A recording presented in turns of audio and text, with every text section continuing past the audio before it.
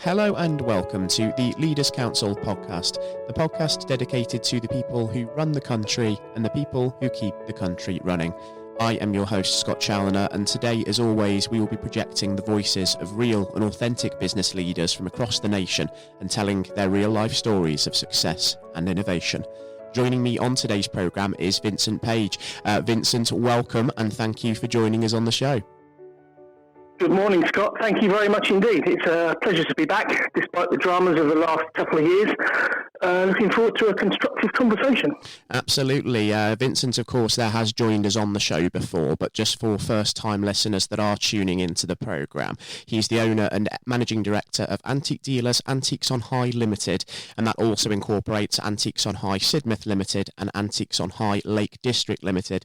And the last time that we spoke, Vincent, you were talking about the fact that you had ambitions of opening a new Antiques on High store in the Lake District, and I'm pleased to say that with COVID having been a barrier to that before now, that's now happened, hasn't it? So very exciting times for the business. Yes, Scott, very much so. We had been chasing a property up in this direction for nearly 2 years, and it fell through due to a variety of issues. We found somewhere else incredibly quickly in Bowness on Windermere, and we opened on the 1st of May this year. And to be honest with you, there are not enough hours in the day at the moment. It's been extremely encouraging.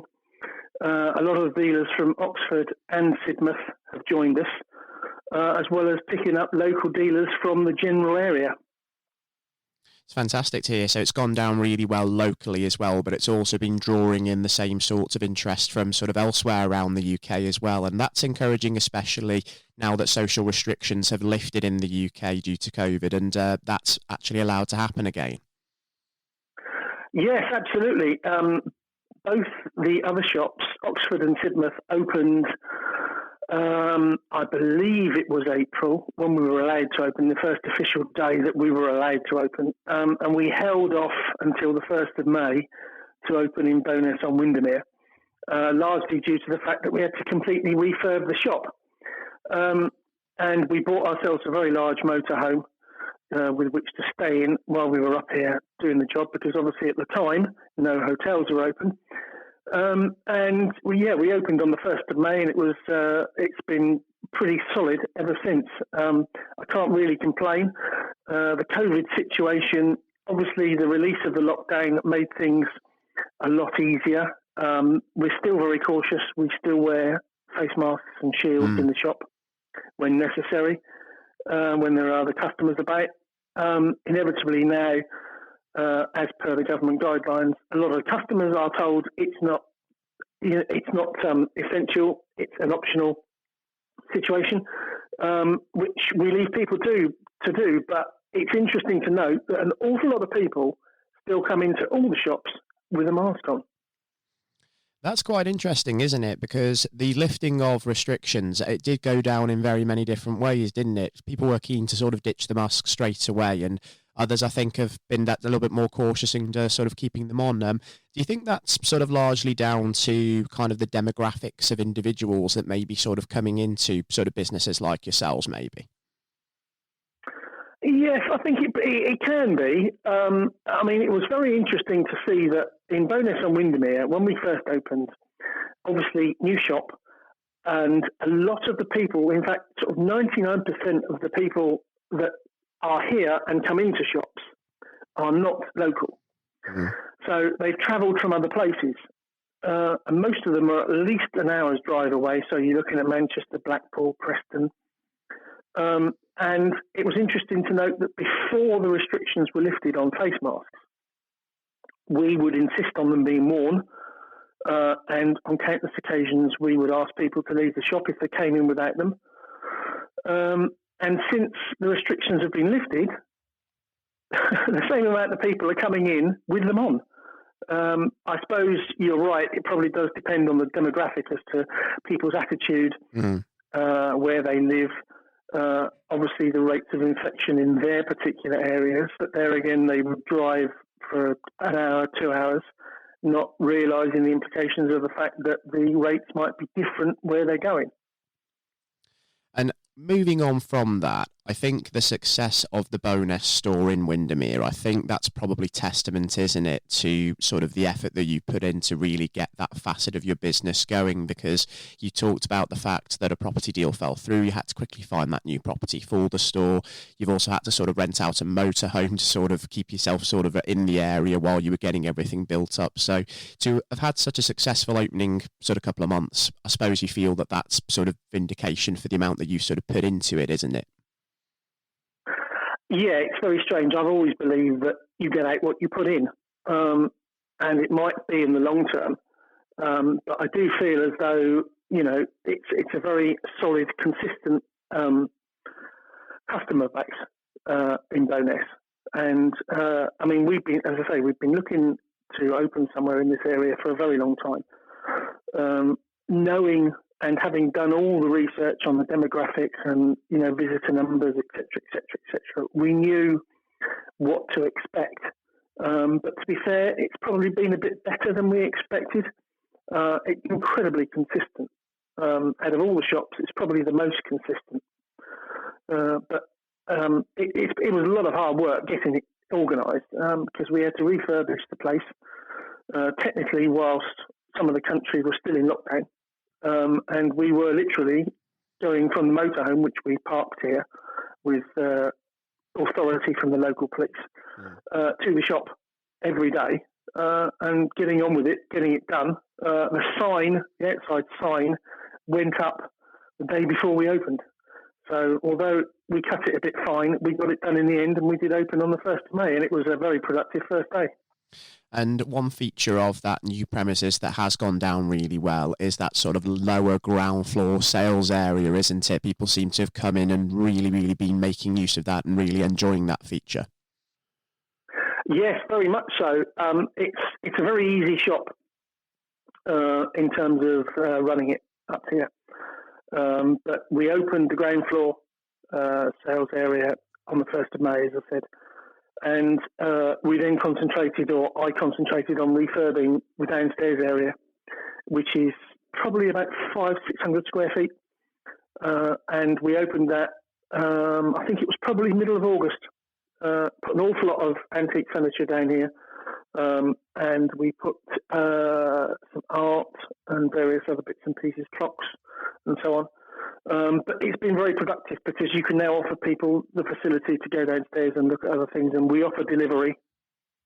And although most people find it rather amusing because we live in Bournemouth, so effectively, if anybody lives not too far from the M6, we'll deliver it on the way home.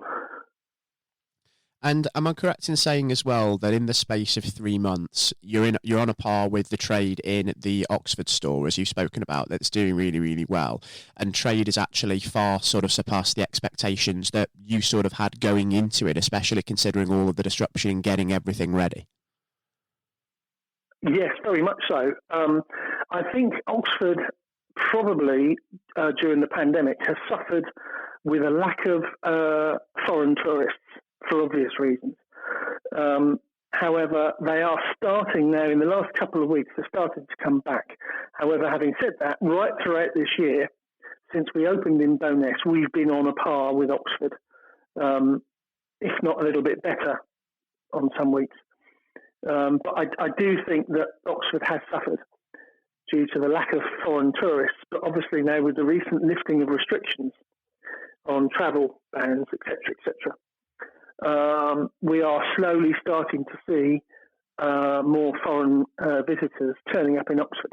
And takings in Oxford generally for the last 2 or 3 weeks have started to creep up to what we would almost expect them to be.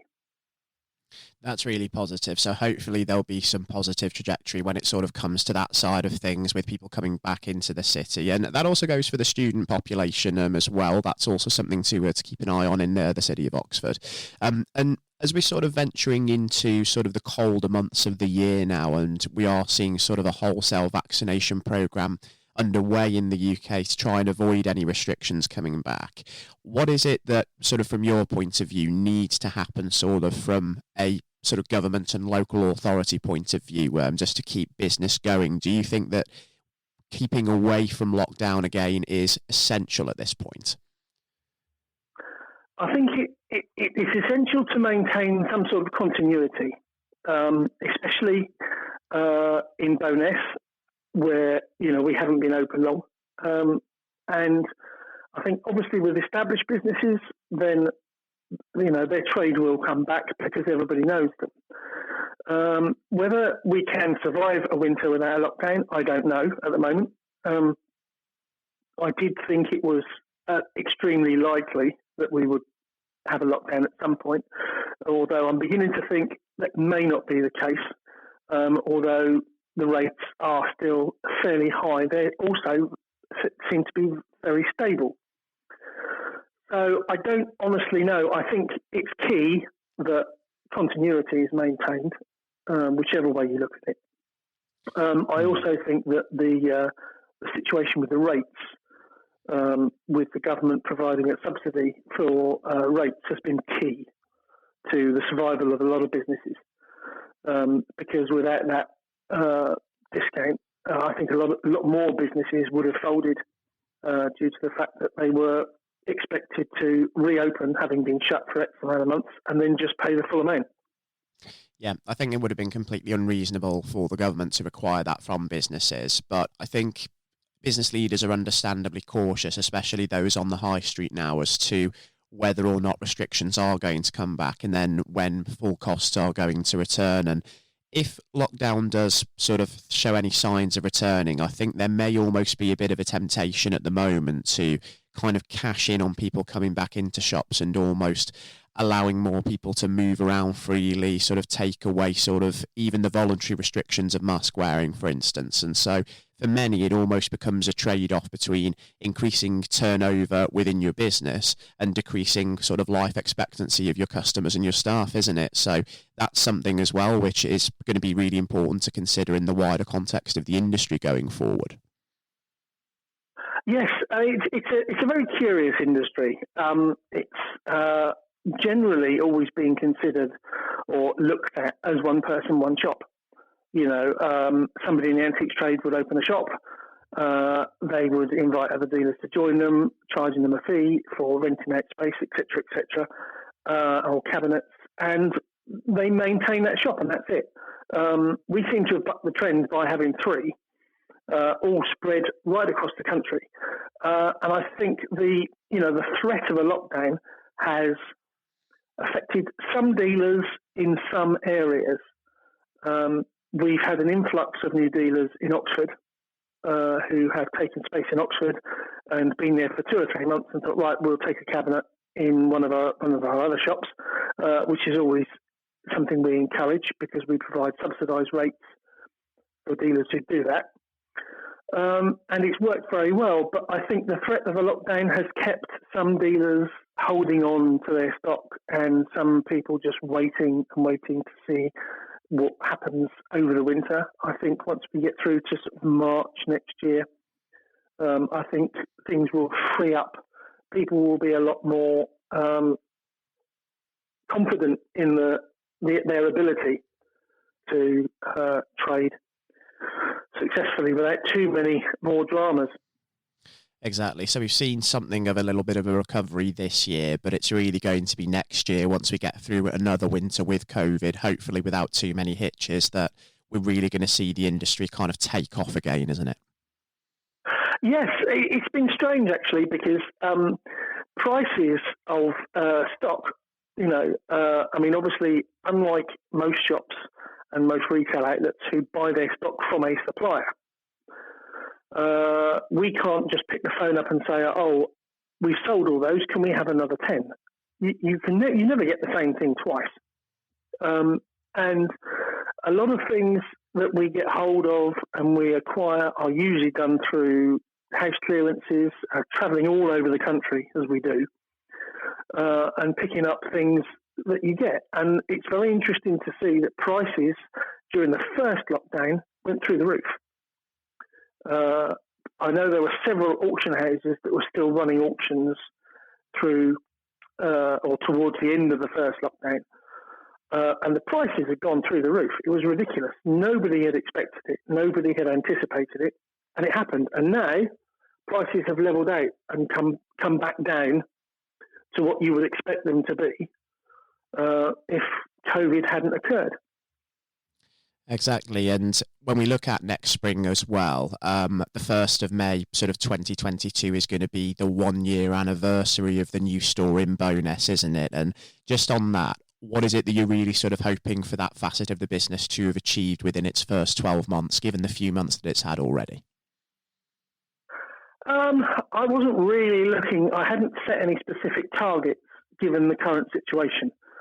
I did with Oxford, and I did with Sidmouth when we opened Sidmouth in December 18. But obviously we hadn't had the unfortunate circumstances of suffering from a global pandemic. We opened here, I didn't really set any targets, but from the way things are going and the way things have gone, I think it's likely we're going to be not too far away from Oxford's figures in the first year, come May next year, which will be encouraging. But I do think that the next few months is, especially here, is going to be very much a question of suck it and see, so to speak. Because A, we've never been here before. We don't know we've got a good idea what to expect, but you don't know what's going to happen. Mm-hmm. And Bowness is traditionally known for somewhere that's not that seasonal, due to the fact that so many people come to the Lake District for, they don't come for the weather. They come for the scenery, the place, etc., etc. So far, that's proved to be the case. I know we're only into October and it is incredibly mild for the time of year, but we are still seeing an awful lot of visitors, which is encouraging. It certainly is, and we'll be keeping a very close eye on that and wishing the business all the best of luck over the next 12 months. It sort of beds into life up in the Lake District. And I think as well, something that we should acknowledge, despite all of the disruption that Antiques on High has faced over the course of the last year and a bit, there's been some success there, because not just the business has been doing well in itself, you've also been named Antiques Retailer of the Year in the Prestige Awards from CorporateLivewire.com, haven't you, Vincent? So I can imagine that also is something to be very, very proud of, and you can look back at how you've composed yourselves during the pandemic with a great, great deal of pride for that. Yes, to be fair, we've won several awards, and that one in particular came out of the blue, and it wasn't something that we'd expected. And I think there's a lot more companies now keeping a close eye on what people are doing and how they're behaving, especially with electronic media being so powerful now in terms of advertising. And it makes a major, major difference to the way you structure and present your business. When we opened in Bowness earlier on this year, I had the website completely redesigned to incorporate all three shops. And we went down that route, which was proved to be a far more successful route in terms of the website, because we've had a lot more comments from it. We've now a lot more stuff is integrated into it. Facebook's integrated into it, and we have probably 30 to 40 emails a week coming through the website, people inquiring about things. We are quite happy to ship stuff all over the world, because we do get a lot of foreign visitors in various places, and it works very well. So yes, we were quite pleased with the award, and long may it continue. And of course, you raised another hugely important point there as well, the fact that given how business has had to adapt over the last year, the antiques industry is going to be one of those that is going to benefit by sort of branching out, using technology and using e-commerce. It's just something that business has to do now in order to survive, while sort of balancing it out with the bricks and mortar side of things. Oh, absolutely, yeah. I mean, I suppose 20 years ago, you'd have a website, but that would be it. You start a business now, especially if you're starting from scratch, you need all your social media accounts. You need at least 4. We've got 3 for each shop. Everyone is updated every single day, 7 days a week. But you have to keep on top of it. And if you don't, the people that regularly watch and that regularly look start to feel as though things are going wrong. So you have to set out your stall, as it were, when you start, and maintain it to the level that you started at, or increase it, because it's easy people expect you to go forward. If you start going backwards in any way, shape or form, it looks as though you're starting to fail. And in my view, failing to prepare is preparing to fail. And since we at the Leaders Council are so passionate about sort of inspiring that next generation of business leaders, just before we wrap things up, Vincent, based on having sort of built up your business and guided it through one of the greatest challenges of our time, if you could give one piece of advice to sort of a budding entrepreneur out there as they're looking to start their own business, what sort of piece of advice would you give them to get them on the road to success, do you feel? That's an interesting one.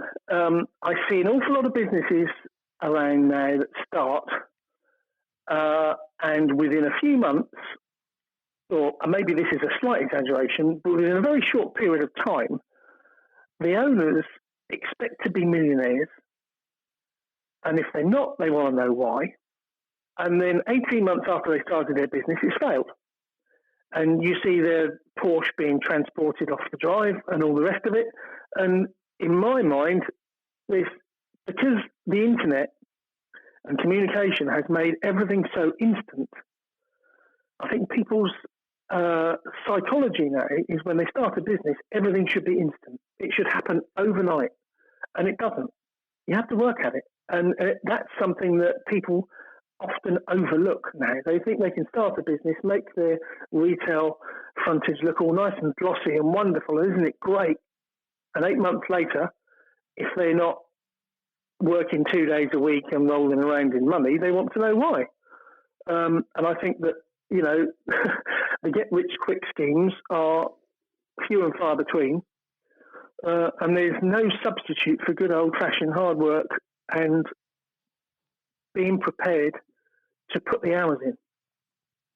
I think that's absolutely right and very sound advice indeed. I think anybody looking to start a business needs to move away from that sort of glamorized view of what it's like being an entrepreneur and actually think about putting the hours in to build up the business, to get it to where it wants to be before you can take the downtime. And even then, when you sort of take the reins off and you begin to sort of let go of the day-to-day operations, your remit then should be to focus on the more strategic side of the business to help it sort of go from strength to strength, shouldn't it? Absolutely, yes. I mean, you do get to a point where you have to concentrate more on admin and being involved in the strategy side of everything if you want to continue to expand.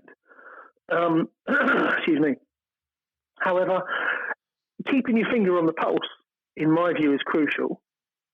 But I just feel as though nowadays too many people open businesses far too quickly because they've got some money, they've inherited some money, relatives have left them some money and so on, and they open a business, and if all of a sudden it's not working for them in the way they expect within a few months, then there's this terrible discontent.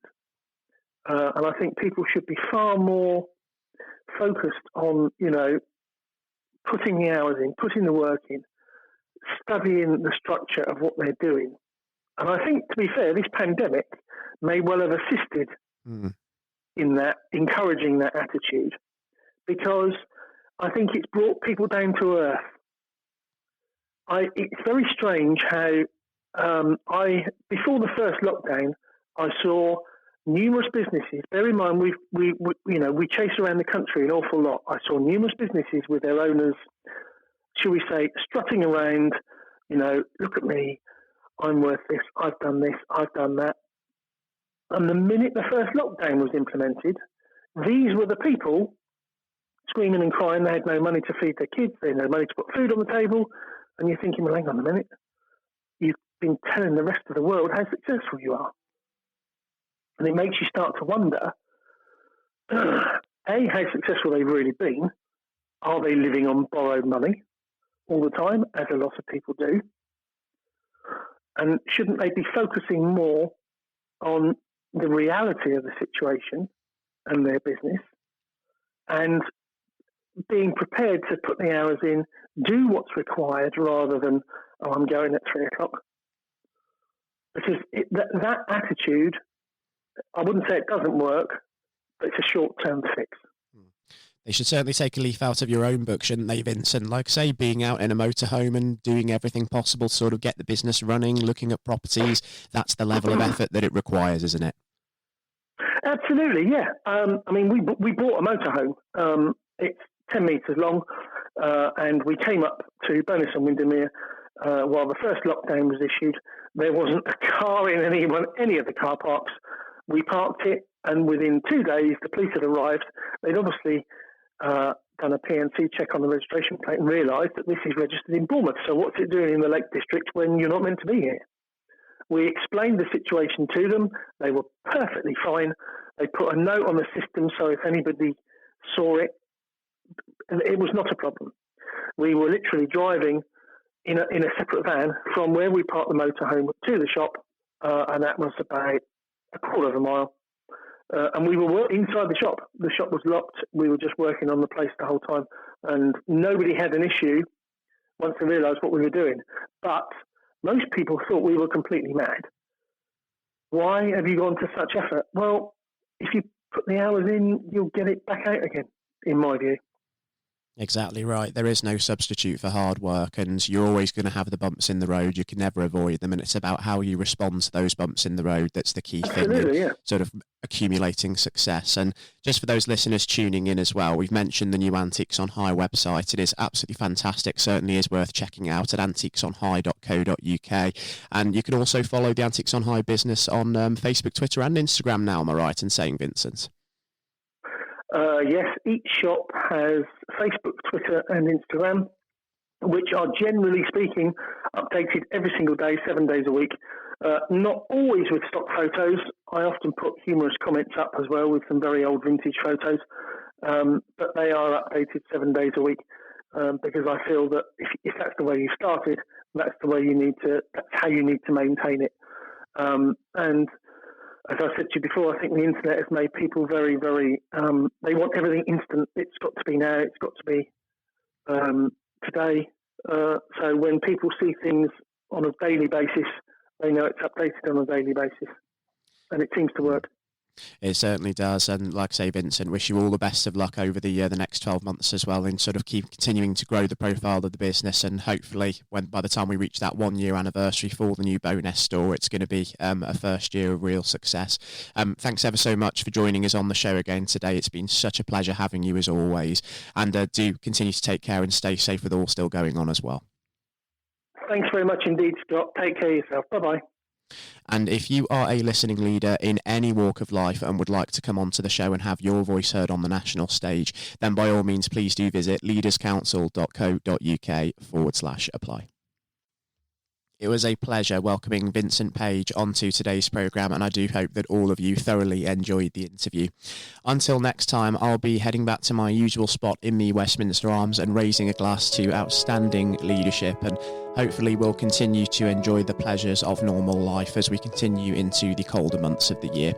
Remember everybody, despite the fact that social restrictions are gone for the time being, do continue to look after yourselves and please be considerate of others, because it does make such a difference in keeping people safe and saving lives during this time. Take care and goodbye.